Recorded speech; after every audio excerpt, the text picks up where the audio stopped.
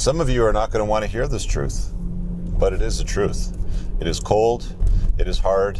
It does not care about your feelings or any ego investments you've had in any lies, more specifically comforting lies you've been told your entire life by family, religion, culture, and all that sort of stuff.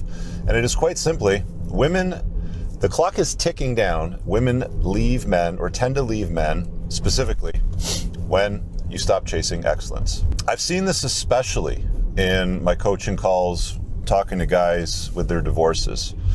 These guys were top shelf men. Usually happens in their early 20s. They signed up for a marriage contract that they don't understand because family or something encouraged them to do it.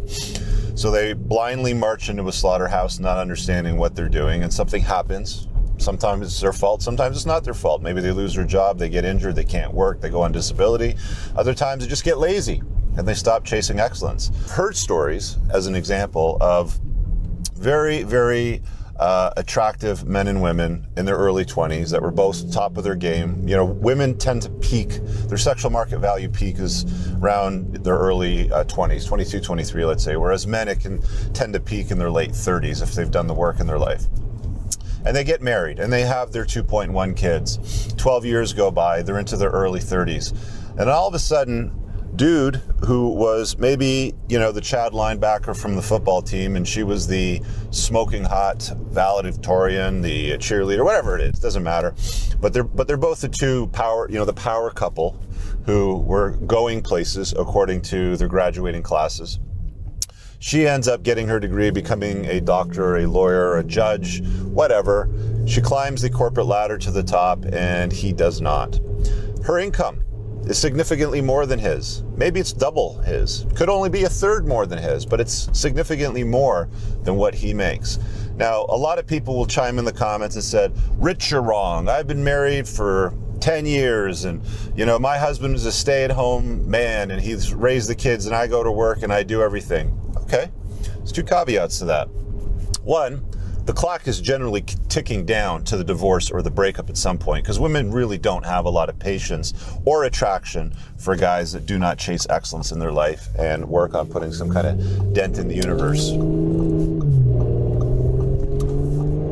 And two, if she doesn't have the option to leave because she's not particularly attractive, that wealth might be annoying her. The fact that she's making the bank and he's not, and he's somewhat of a liability in her eyes. Whereas it's okay the other way around. It's okay for women not to make money and men to be the breadwinners. Men don't leave women because they're not breadwinners. It doesn't happen, right? I've never heard of a story where a guy's like, I'm divorcing my wife because, I make twice as much money as her. I've never had that conversation. I've had, my wife got unattractive and pulled the pin on the fat grenade and got really big. And, this 25-year-old that's giving me all this attention and wants me all the time seems to have the apple of my eye sort of thing. I've had those conversations. I've never had the other conversation where dude is like, I'm leaving because she doesn't have any money. I've had issues with guys saying she's broke or she's very, very bad with money or she's dragged the family into debt, which can be problematic. But that's not an issue of chasing excellence. That's really just a money management issue, which is a different subject. But women do not have patience for men if their SMV is high enough that do not chase excellence in their life. I guarantee it is the number one factor when it comes to dudes getting their heart crushed, their one-itis leaving them. Whether you're married or not, whether there's kids in the picture or not, hypergamy does not care if you've made babies. Hypergamy does not care, fellas, if you took 3 years off to raise the kids at home and gave up your business idea or whatever so she could go and become a lawyer or a judge or something like that. Hypergamy cares about none of those things. It's just not particularly interested. If her SMV, meaning her sexual marketplace value for those guys that are newer here, is high enough and enough time has passed and she's not seen an improvement in your ambition or you having the ability to get things done, I guarantee the clock's ticking or you're on the way out right now or have been out. Correct me if I'm wrong. Go in the comments. Take me to task. Let me hear what you have to say. What have you learned? I mean, if you got some advice, chime in. Let's hear it. I want to hear what you've got to say. The other thing too is women do have patience for men that haven't done anything in their 20s. They will be patient. As long as you exhibit or express ambition and some competency skills and going out there to get something done to chase excellence, then they will have the patience for you as you guys kind of build up together. You know, as they sort of say, you know, we build the Twin Towers together, you know, the two of us together. Oh, I love him and he loves me and we're perfect and we build this life together. They're patient for that. They're willing to be patient in that circumstance or that environment. But if you've been together for a long period of time, or let's say you're divorced and you're a single guy and you're trying to re-enter the sexual marketplace, you're 40 plus years old, and you're trying to woo a 28-year-old or something like that. If you've done nothing with your life, if you've not achieved anything, any sort of competency skills or put a little dent in the universe, made some bank, having muscles is not enough at that point in time.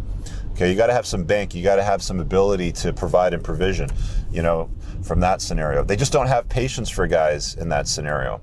It really boils down to, gentlemen, and this is the best ROI you're going to get in your life anyway, for yourself, is, are you a man on some purpose? You have a vision for something. Are you executing on it? Are you doing something to go close to that goal? Are you hitting that goal? Are you creating new goals as you achieve that goal?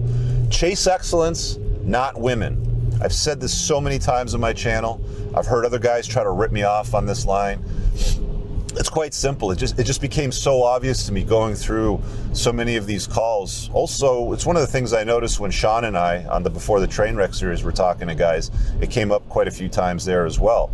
So your best ROI, gentlemen, because women don't stick around and wait for an incompetent man that does not chase excellence, that gets lazy, sits on a couch, does nothing, but maintains his fantasy league football team, and doesn't do anything in the real world for himself or the family if he's married. So if you want a guarantee, there are none.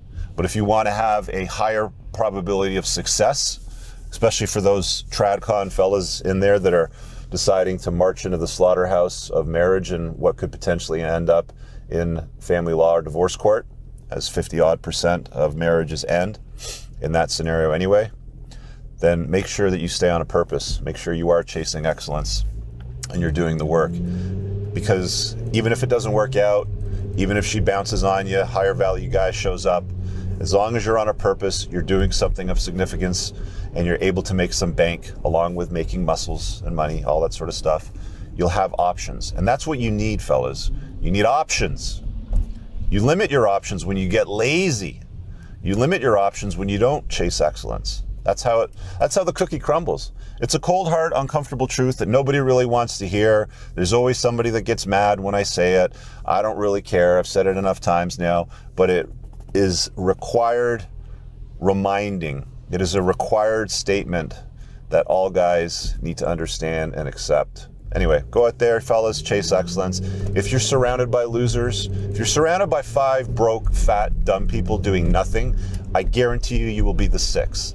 You go out there and up your social circle, find some better people to hang around with and influence you, hold you accountable to becoming a better man yourself, the chances of you becoming better are significantly higher. So go out and